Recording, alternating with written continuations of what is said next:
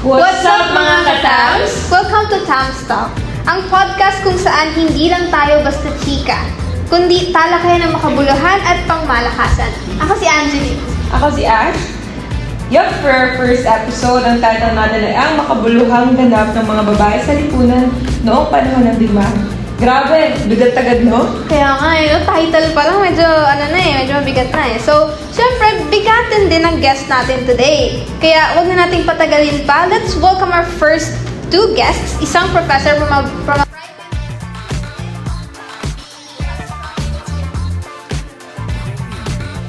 Prof, welcome po to our podcast or show. Baka po you can introduce yourself muna first to our listeners. Hello, my name is Professor Wong, and I'll be sharing my insights as a teacher and from what I've seen with my students. Hi, Professor Wong. Hi. Thank you. Welcome to our podcast. So, of course, let's just give it for a real-life Wonder Woman, a single mom na isa ring inspiration. Hello po, Mami. Hello. Hello po, good morning. I'm Mira Micaela, future of a single mother. Hi, welcome to our show. Welcome to our show. Alright, simulan na natin. Kanina, pina-flash namin sa screen yung poem ni Joy Barrios Leblanc, ang pagiging babae pamumuhay sa panahon ng digmaan. Yes, alright. So, since nakita niyo na rin siya kanina, so Prof, let's start with you. Here's our first question. Prof, how would you describe the structure of the poem? Do you think yung pagkakabuo niya helps emphasize the message? I do think it does help emphasize the message as you will feel multiple emotions kapag na-abuso ka. Hindi lang galit, hindi lang takot, parang gusto mo lang i-protectan sarili mo, gusto mo din lumaban, ano mangyari, maraming magaganap kapag na-abuso ka. Kaya parang kapag sira-sira yung mga sentences dyan, makikita mo yung mga takot, gusto mo din makita yung mga galit niya, tapos yung mga punto niya dapat ayaw niya din maglaban. Kaya makikita mo yung strukturo ng poem, nakikita mo din yung mga emotions, damdamin, at anong naiisip ng author kapag sa sitwasyon nila. Grabe, amazing, no? Ganun pala yun. So, follow-up lang din po. Do you think the war metaphor works well in representing the struggles of the women? Yes, and it's not just a metaphor kasi dati, nagaganap talaga yan. Let's say yung parang panahon ng Hapon. Maraming abuse doon, mga rape cases. Comfort women. Especially that. Tapos, makikita din natin, let's say, ngayon, kasi minsan-minsan, may parang war of emotions or parang war sa sarili mo. Marami kang responsibilidad. Responsibilidad sa katawan mo, yung mental health mo. Kapag ina ka, mas maraming responsibilidad kasi may anak ka pa. Yan. So basically, your take here is not just the exact or literal war, which meron ding parang wars sa loob or sa sarili ng isang babae. Alright, so we've noticed din, Prof, na ang daming powerful words dun sa tula, sa content ng tula, which is yung takot, panganib, and pangamba. Kaya naman, Prof, how does that emotional language add impact sa mensahe ng tula? It adds plenty. Like parang what I'm referring to kanina, the broken sentences, it really helps give in to the emotion. If you're in danger kasi, it's not just fear yung na-kick in. Let's say adrenaline din. Yung kapag yung hopelessness minsan-minsan, especially sa isang linya na sinasabi na kapag gusto nila maglaban sa nag-abuso sa kanila, parang nag-i-invite pa din ng abuser yan kasi parang naiirita yung mga nag-abusers kaya parang powerless ka, kaya marami kang mararamdaman, hindi lang galit, hindi lang takot, parang it will be scattered, your mind will be scattered kapag sa situation na ganyan. So parang those emotions minsan imbis na maka-help sa'yo para, tumakas or what, mas napoprovoke pa yung abusers. Yeah, especially yung parang fear factor. Yes, I see. Okay. So, bilang isang educator po, how can this kind of poem be used in a class to talk about gender sensitivity or women empowerment? It can help plenty kasi minsan-minsan people forget yung mga situations that women can go through, especially kapag na-abuse sila. Yung parang, especially that line that I mentioned, yung parang kapag they try to fight back, some students or some people still think na parang sinasabi sa mga babae na pwede ka naman lumaban na if you don't want to be abused, just fight back. Pero it's not as simple as that. It's easier than that. It's not just emotionally. Let's say parang kapag physical yung abuse, physically na din. Kapag financial, may financial problems din. Maraming kasing nangyayari sa lipunan. Yes. So, hindi mo rin talaga masasabi kung, hindi mo rin talaga madidiktahan yung sarili mo kung anong dapat gawin. Kasi kung nasa sitwasyon ka na at naipit ka na. Yeah. Yeah, so hirap na siya. Alright, so thank you so much for that, Professor Wong, for your very deep insights regarding this tula. So now, let's hear from our single mom, our guest, Ma'am Shi. This one's for you. So, I'll go straight to the questions, ha? May part ba sa poem na super nakahit sa heart mo bilang isang ina? Oo, lalo dun sa linya. Hindi naman ito yung exactong linya, pero yung kung paano pagsasabayin na magpasuso sa bunso habang naghahanap ng pagkain para sa panganay, no? So, yun yung pinaka tumatak sa akin bilang isang struggling na single mother. So, And honestly, the way the poem describes motherhood during war, nakakaiyak. So, feel mo rin ba minsan na motherhood is like a warden? Emotionally and physically. Oo. Lalo sa aking mental health, no? Bilang isang single mother, ako lang yung nagtataguyod sa pamilya ko. Uuwi ka galing trabaho pagod, tapos pag uwi mo, syempre kailangan mo asikasuhin yung mga anak mo. Lalo ako, 3 yung anak ko. So, ang hirap talaga. Oo, grabe-grabing stress. Hindi lang siya basta-bastang stress na, ay, hindi, okay lang yan, makakaya na. Ito yung klase na stress na kahit magpahinga ka, Draining pa rin. So, grabe yung responsibility mo, patang-patang talaga, no? So, grabe, parang hindi ka lang nanay. You're also a warrior. So, Mommy, from that situation you're in, what keeps you going despite na sobrang daming struggle mo as a solo parent? yung mga anak ko, syempre. So, kahit ang kukulit nila, pag uwi, mama! Which is nakaka-hurt, tunaw ng puso. Kahit sobrang pagod ko pa rin. Tanggal stress ko pa rin sila. Makita ko silang masaya, mga tumatawa. Talagang kahit anong klaseng pagod, naaalis pa rin talaga. Ito po, medyo matindi rin. Sa poem, nabanggit yung concern about food and caring for kids. Relate po ba ito sa reality ng maraming moms today? Oo, lalo ako ngayon. No? So, ano lang kasi ako, minimum wage earner lang ako. Kasi nagtatrabaho ako sa isang BPO company. So, ang hirap kumita ng pera ngayon. Lalo ako, 3 anak ko, lahat sila wala pa sa high school. Mga nasa sila, grade school pa lang sila. So, ang hirap no na kung paano ko hahatiin yung sweldo ko, yung kakarampot na sweldo ko para sa bills, pagkain, mga kailangan nila sa school, tuition fee. Ang hirap nung balansahin. Minsan nga, yung konting natirang pera sa akin, na ipangkakain ko na lang sana, iisipin ko pa kung may ikakain pa ba sila para mamaya o bukas. Alam mo yung ganong klase. Kasi alam nyo, ang pagiging ina is, katumbas niya yung word na sakripisyo. Kapag naging ina ka, hindi mo na iisipin yung sarili. Lahat gagawin mo para sa mga anak mo, yung mga kailangan. Hindi mo na talaga maiisip sarili mo. Kaya minsan yan, kapag lumalabas kami ng mga kaibigan ko, hala Mari, ano ba yun? Sa'yo nag-ganyan ka? Wala tayong magagawa kasi anak ko. Grabe, parang hindi ko ma-imagine yung struggle niya, no? As a solo parent na kailangan mo talagang ipag-job. Gampanan lahat, Oo, parang ang bigat. Pero, tingnan natin siya, diba? Parang sobrang blooming pa din despite of everything, diba?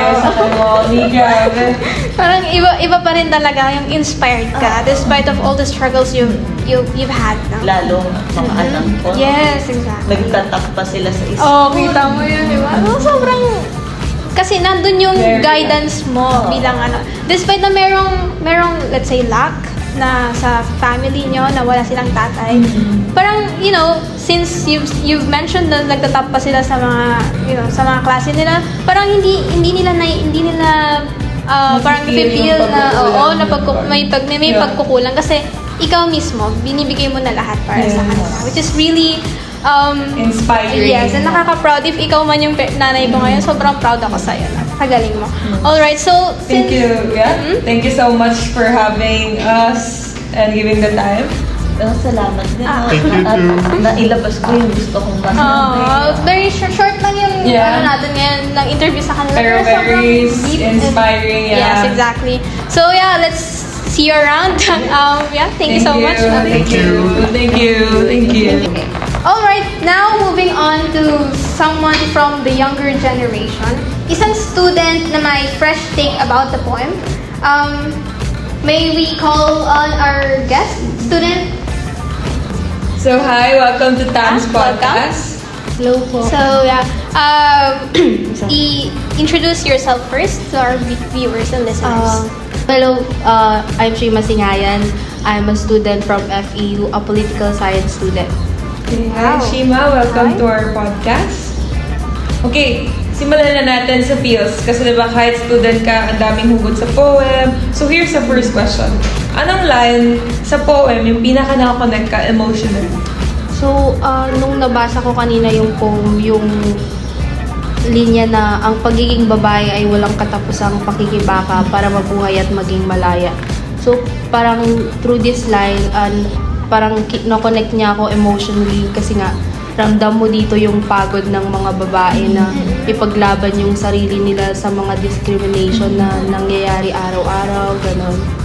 So, parang itong linya na to yung sinasabi niya na yung pagod ng mga babae sa parang araw-araw nilang pinaglalaban o pamumuhay nila na pinaglalaban nila yung mga karapatan nila and yung kung paano sila dinidiscriminate ng mga ibang tao araw-araw. I see. So, ayun nga, medyo mabigat talaga yung pagiging pagkababae. Kasi up until na meron pa ding mga, negative connotations and stereotypes na lumalaganap sa paligid natin. So, and next question. When you read it, what does pakikibaka mean to you as bilang isang Gen Z student? As a Gen Z student, parang sa akin, hindi lang siya yung pakikibaka na parang digmaan, ganyan. So, parang sa pang-araw-araw natin, ito na rin yung struggles natin na babae. Struggles natin na mapakinggan ng ibang tao, na mapaglaban yung sarili natin, gano'n. Ganda, ito na naman. Feel mo ba na yung struggles ng women noon are still happening now pero in different forms? Oo parang mula noon hanggang ngayon, parang patuloy pa rin yung discrimination sa mga babae. Parang patuloy pa rin yung parang laganap pa rin hanggang ngayon na parang dinadown tayo ng mga Dahil babae ka, ganyan, di mo kaya, di pwede. Babae ka lang. Oo. Grabe yung, as a women, di ba, grabe yung parang nafe-feel natin. Kasi yung mga nagagawa naman ng mga lalaki, kaya din naman natin.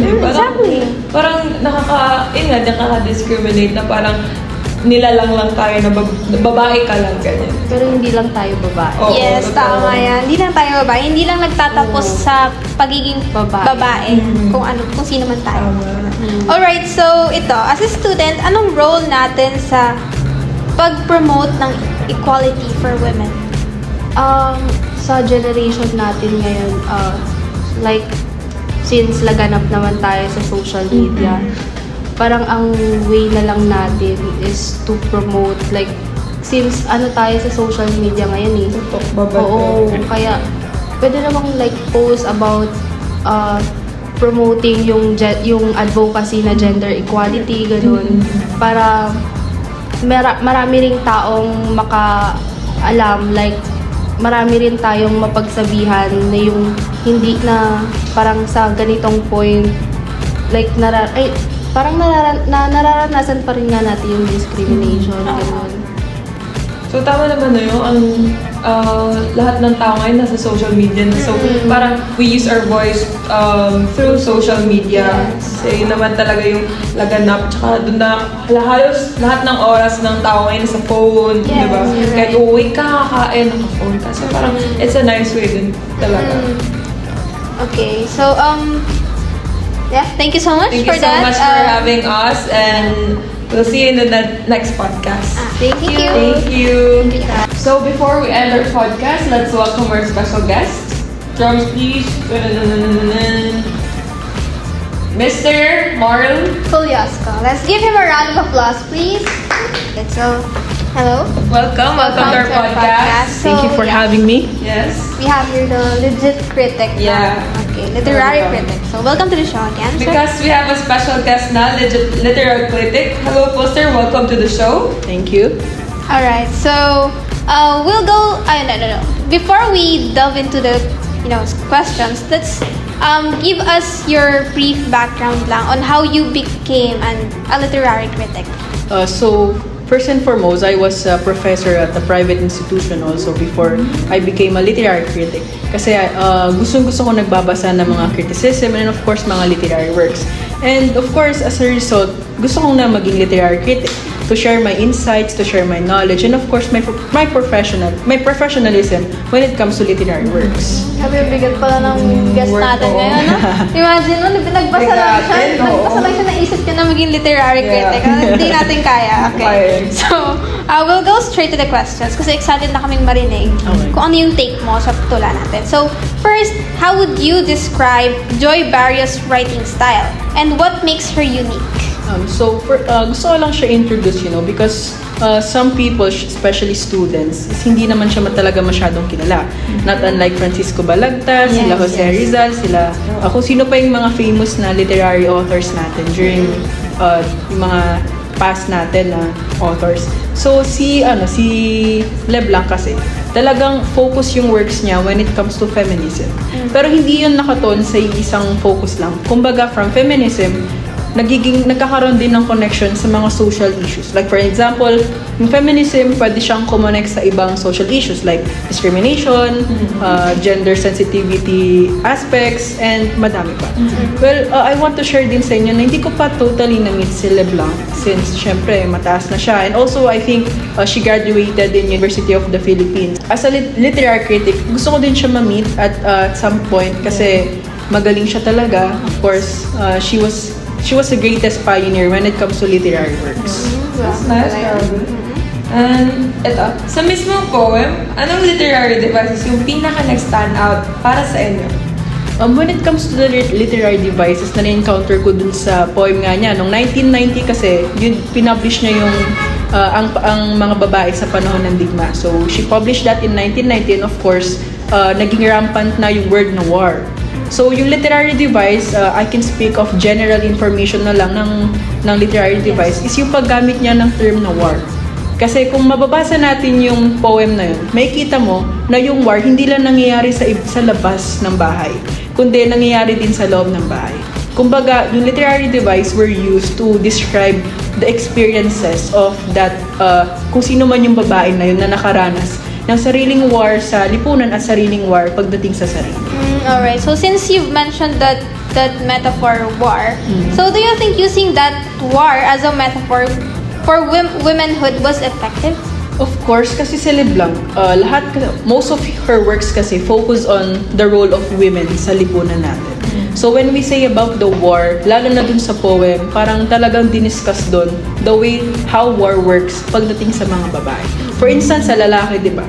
Kapag narinig natin yung word na war, barilan, bakbakan, literal na war. Pero when it comes to the role of women, dito natin makikita yung emotional war, painful war, na kung saan pwedeng maranasan ng babae sa loob at sa labas ng bahay. Big question. Why is it important to talk about women's struggles in literature, especially during times of conflict? Yan, that's a great question. Of course, as a literary critic, mas okay kasi yung may kine-question tayong bagay. Kasi if wala tayong, kumbaga wala tayong, Hindi tayo magiging curious. Ayan, if we're not curious enough to find a certain solution or an happen or event, is that hindi tayo magkakaroon ng pagiging critical thinking natin. Kumbaga, hindi siya magde-develop. Yes. So, paano mag-work yung certain things as critical thinking, and analyzing if hindi natin questionin yung isang bagay. Okay. So, for your question is that, yes, it's important that we have to start. Kahit na lalaki or babae ka, bakla, tomboy, kailangan talaga nating malaman yung role ng mga babae, lalo na nakasaad to sa mga literary works. Kasi, doon humuhugot yung mga author, doon sa mga, kunyari, sa issue ng feminism. Pag nag-search kayo, madaming lalabas yung role ng mga babae noon. And doon sila humuhugot yung mga present na current author natin ngayon, doon sila humupugot ng hinahing nila or kumbaga ng mga idea nila kung ano nga ba yung naging role ng mga babae during those times. So, grabe no, well, yung society natin, binabox yung pagiging isang babae. When in fact, kapag may nakakausap tayong kagaya ni Mr. Foliosco na literary critic, parang na-open talaga yung thought na hindi lang talaga sa pagiging babae, nagsastop na. Yes.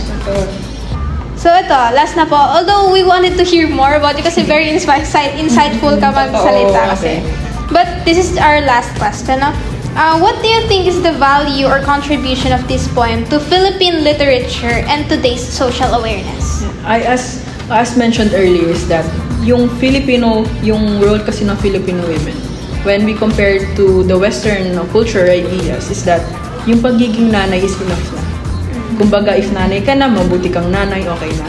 But when we study the Filipino women, yung role nila dito sa society natin, of course, in general sa country natin, dito natin makikita yung tunay na malasakit ng isang babae, not just sa mom, of course, hindi lang basta-basta umiikot sa parenthood. And yung pagiging, kumbaga, since yung government kasi natin more on patriarchy, kumbaga, parang nakafocus tayo sa mga lalaki, not saying much, pero relevant naman yun, yung mga senators natin, mostly men. We can see it naman. Yeah, mostly men sila. Now, kung pag-aaralan natin yung Filipino roles, yung mga role ng mga babae sa literature, maiintindihan natin yung much wider aspect and of course, specific aspect if meron man sa mga role ng babae. As itong poem nito ni LeBlanc, it opens a lot of minds when it comes to the roles of Filipino women kasi nga, dinidescribe dito na ang mga babae, hindi lang talaga basta babae. Hindi sila tagahugas ng pinggan, hindi sila tagaluto, hindi sila tagalinis ng bahay. Kumbaga, meron silang war na sarili nilang tinatahak, hindi lang yung laging pakikipagbakbakan, but also in a metaphorical or rhetorical way na kung saan may kita mo na yung mas matindi pa yung bakbakan ng mga babae na tinatahak nila noon kaysa sa mga lalaki na dinidescribe nila kung paano yung war ngayon. Yes.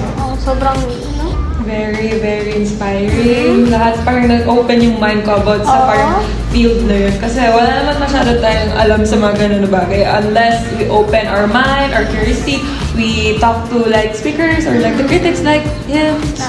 It's very nice to have him in this podcast. Okay. So that ends up our podcast. Thank you, Mr. Foliosco, for having us. Thank you so much. So we'll see you on the next podcast episode. So grabe, sobrang daming natutunan today mga katams. Ang tula ni Joy Boreas Leblanc is a really piece na hindi lang pang-akads, kundi pang-damdamin at pang-kamalayan. Tama ka dyan, no? So, sana ay naging meaningful sa inyo ang episode na ito. And don't forget na ang pagiging babae ay pakikibaka. Para mabuhay, para maging malaya. Kaya mga katams, don't forget to like, comment, share, and subscribe sa aming channel. For more makabuluhang chika, this has been Tamstock, ang podcast ng mga makabayan at makata. See you on the next episode. bye!